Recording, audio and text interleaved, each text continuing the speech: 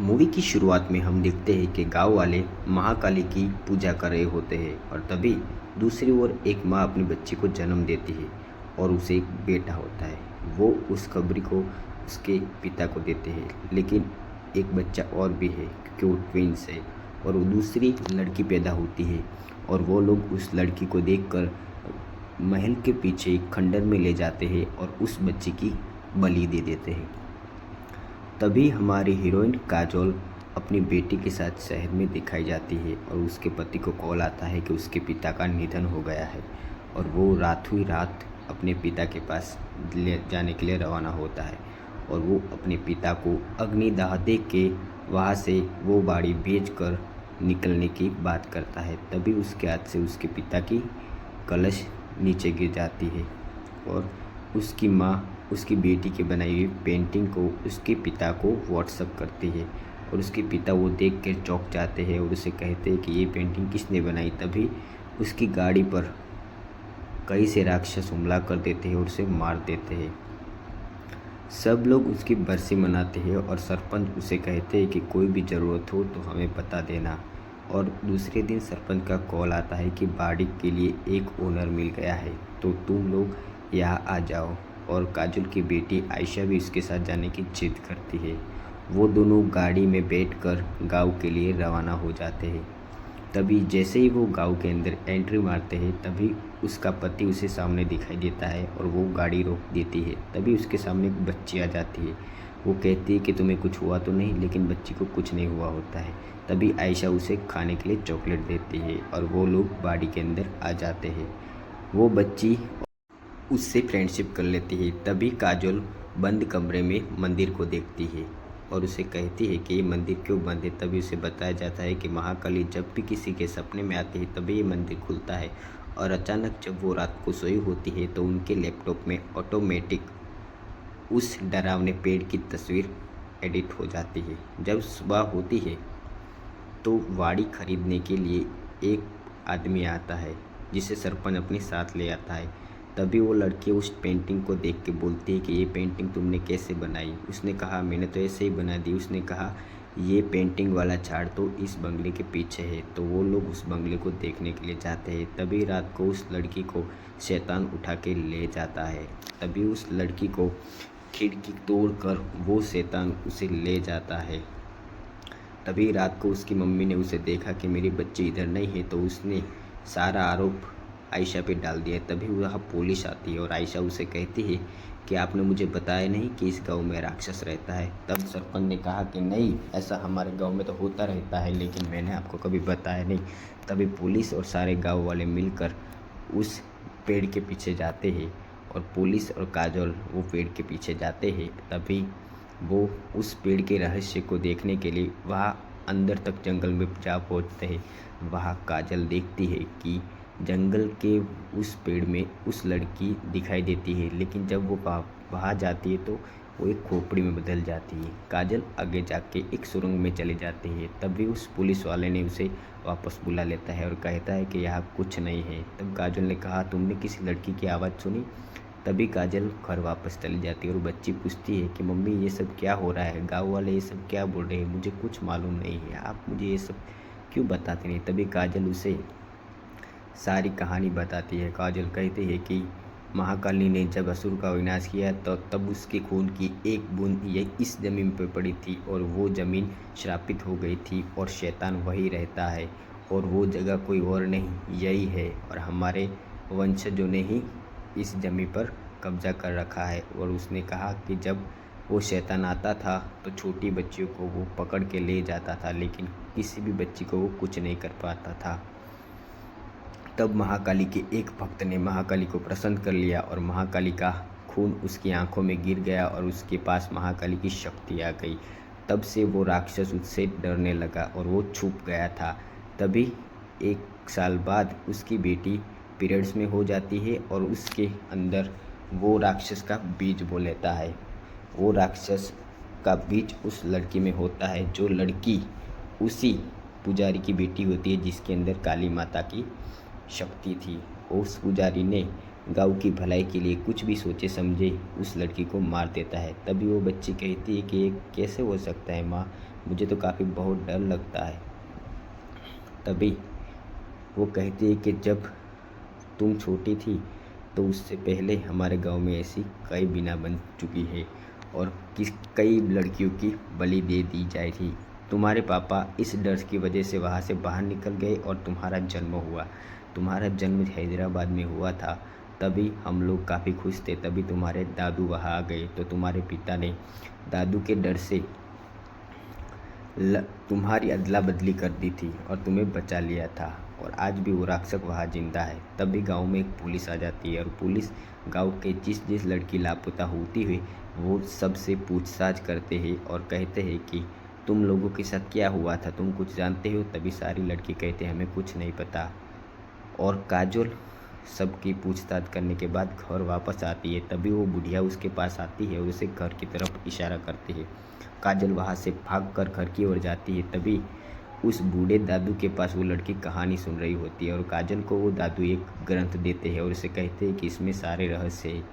जब रात को काजल वो ग्रंथ पढ़ रही होती है तभी उसे कोई हलचल की आवाज़ आती है और वो देखती है कि उसके रूम में धुआं धुआं हो चुका होता है। और तभी उसका पति उसके सामने आ जाता है और उसे कहता है कि काली माँ जिसके भी सपने में आएगी वही इस मंदिर को खोलेगा और उस राक्षस का वध कर देगा। तभी उसकी सपने में काली माँ दिखाई देती है और उसका पति उस ग्रंथ को उसके सारी बात बताता है। दूसरे दिन काजोल मंदिर के पास जाती है और उसके कहती है कि उसकी चाबी किधर है। चाबी देकर वो मंदिर को खोल देती है। जब मंदिर को खोलने की बात आती है तो ये बात सारे गांव वालों को पता चल जाती है और गांव वालों सारे मंदिर में पूजा करने के लिए आते हैं। जब काजल ने मंदिर का दरवाज़ा खोला तो गांव वाले वहाँ पूजा करने के लिए आते हैं और काजल महाकाली की मूर्ति को देखकर उन्हें दंडवत प्रणाम करती है। उसकी बेटी और सारे गांव वाले वहाँ आ जाते हैं और महाकाली की हाथ जोड़कर विनती करते हैं। सब लोग काजल के पैर पकड़ते हैं और उसे महाकाली का आशीर्वाद समझते हैं। सरपंच भी वहाँ आते हैं और तभी वो लोग पूजा करने लगते हैं। महाकाली के इस अवसर पर सारे लोग काफ़ी खुश होते हैं और कहते हैं कि अब हमारे गांव से उस राक्षस का श्राप मिट जाएगा। तभी वो लड़की जो गुम हो गई थी वो घर वापस आ जाती है और सरपंच कहते हैं देखो महाकाली का मंदिर खुलते ही चमत्कार हो गया, एक बच्ची तो वापस आ गई। काजल उस लड़की को हॉस्पिटल ले जाती है और उसे कहती है कि बच्ची तो ठीक है। डॉक्टर कहती है बच्ची तो ठीक है लेकिन ये लोग का पीरियड मिस हो गया है, अब ये कभी भी पीरियड में नहीं हो सकती। तभी काजल रात को घर जाती है। तभी उसकी बेटी कहती है कि माँ मुझे पेट में दर्द हो रहा है। काजल को पता चल जाता है कि मेरी बेटी भी पीरियड्स में हो गई है। तभी रात को जो लड़की घर से भाग गई थी जिसे राक्षस ले गया था वो वापस आ जाती है और रात को वो उस लड़की को मारने के लिए जाती है। तभी उसके दादा उसे रोक लेते हैं। तभी वो लड़की चूल्हा झूलती है और उसके दादू को गले से पकड़कर उनका खून कर देती है और वो आयशा के पास जाती है और आयशा से बाहर जाने को कहती है और कहती है कि चलो हम खंडर में जाते हैं। तभी वो उसकी माँ को जगाना चाहती है लेकिन उस लड़की ने उसे मना कर दिया। तभी काजल जाग जाती है और उसे पूरे घर में ढूंढती है लेकिन कहीं भी उसकी बेटी उसे दिखाई नहीं देती। तो वो पीछे खंडर की ओर जाती है जहाँ वो लड़की उसकी बेटी को गले से पकड़कर उसे उस पार ले जा रही होती है और उसके साथ काफ़ी बच्चियाँ होती है। काजल वहाँ से भागकर उस खंडर के पास झाड़ के पास चली जाती है। तभी वो बुढ़िया भी उस लड़की को बचाने के लिए कोशिश करती है। काजल ने काफ़ी मेहनत के बाद अपनी बच्ची को बचा लेती है और अपनी कोठी पे वापस आ जाती है। वापस आकर देखती है तो वो बूढ़ा इंसान की मृत्यु हो गई है और काजल अपनी बेटी के साथ कपड़े पैक कर देती है और कहती है कि बेटी हम यहाँ एक दिन भी नहीं रहेंगे, ये पूरा गांव भूतिया है और गांव वाले हमें अंधेरे में रख रहे हैं। तभी वहाँ सरपंच आ जाते हैं और सरपंच कहते हैं कि ऐसा क्यों कर रही हो। तभी काजल अपनी बेटी को लेकर वहाँ से चली जाती है। वो गाड़ी लेके जा ही रही होती कि रास्ते में उनके पीछे वो काली शक्ति जो पेड़ में छुपी होती है वो पेड़ के पीछे पीछे आता है और तभी एक बच्ची उनकी गाड़ी पे आकर चिपक जाती है। तभी दूसरी लड़की चिपक जाती है, तीसरी लड़की चिपक जाती है और काफ़ी सारी लड़कियां उनकी गाड़ी के आगे पीछे चिपक जाती है और उन्हें मारने की कोशिश करती है। काजल काफ़ी परेशान होती है और वो गाड़ी को ब्रेक लगाते ही गाड़ी वहाँ से घूम जाती है। तभी एक लड़की काजल की बेटी को गले से पकड़कर खींच लेती है, लेकिन काजल ने उस गाड़ी को ब्रेक लगाने से सारी लड़कियां नीचे गिर जाती है और काजल और वो लड़की गाड़ी में बैठकर ये सब देख रहे होते। तभी वो लड़की वापस खड़ी हो जाती है और गाड़ी को उठाकर उसे पटक देती है और काजल और आयशा को गाड़ी से बाहर निकालकर वहाँ से ले जा रही होती है और काजल को वो धक्का देके वहाँ से भगा देती है। काजल की काफ़ी कोशिशों के बाद भी वो लड़की को नहीं बचा पाई। जब वो लड़की को बाहर ले गई और काजल बेहोश हो गई, तभी वह कहानी का मेन विलन सरपंच, जो खुद एक राक्षस था, वो सामने आता है और काजल उसे देखकर हैरान रह जाती है और वो बेहोश हो जाती है। तभी दूसरे दिन गांव में पुलिस आती है और कहती है कि ये लोग कहाँ गए, लेकिन गांव वालों बोलते हैं कि हमें कुछ पता नहीं। तभी पुलिस को याद आता है कि जब हम गांव में पूछताछ करने गए थे तब वहाँ के लोगों को काफ़ी डर था। तभी एक झोंपड़ी दिखाई देती है, उस झोंपड़ी में काजल सो रही होती है और अचानक वो जागकर उस बुढ़िया को देखती है और उस बुढ़िया को बोलती है कि तुमने मेरी बेटी के साथ क्या किया। तभी वो बुढ़िया बोलती है कि मैंने तुम्हारी बेटी को कुछ नहीं किया, वो सरपंच ही दैत्य है। तभी उन्होंने कहा, उस बुढ़िया ने कहा कि मैं पहले, मुझे भी काली माँ ने दर्शन दिए थे और मैं भी लड़कियों की बलि देने वाली थी। तभी मुझे दया आ गई और मैंने कहा कि काली माँ अपनी बेटियों की बलि कभी नहीं चाहेगी, ये हमारी एक परंपरा है, लेकिन ये गलत है। तभी वो काजल को कहती है कि मैंने बलि चढ़ाने से मना कर दिया। तभी वो सरपंच जब जवान था तब वो वहाँ आ जाता है और उसने कहा कि मैं बलि दूंगा और सरपंच ने उस बच्ची को बलि चढ़ा दी। लेकिन वो भूल रहा था कि उसकी बलि उसका मौत का कारण बन जाएगी। और जब वो रात को सो रहा होता है तब राक्षस उसके सपने में आके उसे उठा लेता है और उसे कहता है कि तूने ऐसा क्यों किया। तब वो कहता है कि राक्षस देव, मैं आपका बहुत बड़ा भक्त हूँ, मुझे शक्ति दो। और राक्षस ने उसे शक्ति देकर उसे राक्षस बना दिया। तभी पुलिस वालों ने उसके गले पे बंदूक टानी और उस राक्षस ने अपनी शक्तियों से उसे मार दिया और सारी लड़कियां उसके पीछे आ गई और वो एक दैत्य में परिवर्तन हो गया। उसके पूरे बॉडी में घास फूस और लकड़ियाँ और तने आ गई। ये सब कहानी सुनकर काजल ने कहा कि मैं अपनी बच्ची को बचा कर ही रहूँगी। तब उस बुढ़िया ने कहा कि इसका एक ही रास्ता है कि काली पूजा करनी पड़ेगी और सब लोग काली पूजा करने के लिए मंदिर में जाते हैं। सब लोग ढोल नगाड़े और अबील गुलाल उठाकर महाकाली को प्रसन्न करने के लिए लग जाते हैं। काजल अपनी भक्ति और शक्ति से महाकाली को प्रसन्न करने लगती है।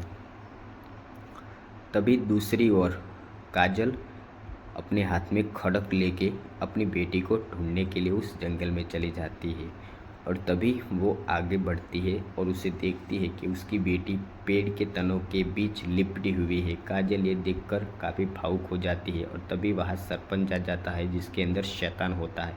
काजल की चारों ओर सारी लड़कियाँ घूम लेती है और दूसरी तरफ गाँव वाले महाकाली की आरती कर रहे होते हैं। एक बच्ची काजल के ऊपर गिर जाती है और उसे मारने की कोशिश करती है और अचानक काजल का हाथ उस बच्ची के सर पर लगने से वो बच्ची ठीक हो जाती है और सारी बच्चियाँ उस पर टूट पड़ती है और काजल वहाँ से बच जाती है। तभी काजल और उस राक्षस का आमना सामना होता है। राक्षस काजल को पेड़ से बांध देता है और उसे पटक देता है और काजल की बेटी आयशा को एक सुरक्षित पिंजरा बनाता है और उसमें कैद कर कर उस पर बूंद डालने की कोशिश करता है। तभी काजल के अंदर महाकाली की आत्मा आ जाती है और उसे देख वो राक्षस काफ़ी चौंक जाता है। काजल के अंदर महाकाली की आत्मा आने से उसका रूप महाकाली जैसा होता है, जिसे देख वो राक्षस कहता है कि आ गई, तुम भी आ गई। तभी वो महाकाली का रूप धारण करके उस राक्षस को पटक पटक कर धो डालती है और उसे ख़त्म कर देती है। वो राक्षस काफ़ी लड़ाई के बाद महाकाली उसके सिर पर पैर रखकर उसके दिल निकाल लेती है और अपनी बेटी को लेकर बाहर आती है। तभी गांव वाले उन लोगों की राह देख रहे होते। अपनी बच्चियों को सही सलामत देख गांव वाले खुश हो जाते हैं और काजल अपनी बेटी को मरा हुआ मानकर उसकी बलि देने जा रही होती है, तभी सारे बच्चे जिंदा हो जाते हैं। और ये चमत्कार देख वो बूढ़ी औरत कहती है कि बेटी इसे मत मारो, तुमने राक्षस को ख़त्म कर दिया है, अब इसको मारने की कोई ज़रूरत नहीं। और उसकी बेटी खड़ी हो जाती है और काजल अपनी बेटी को देखकर रोने लगती है और गांव वाले महाकाली का आभार प्रकट करते हैं। और तभी महाकाली उन लोगों को दर्शन देती है। अगर वीडियो अच्छी लगी तो लाइक करो और चैनल को सब्सक्राइब करो।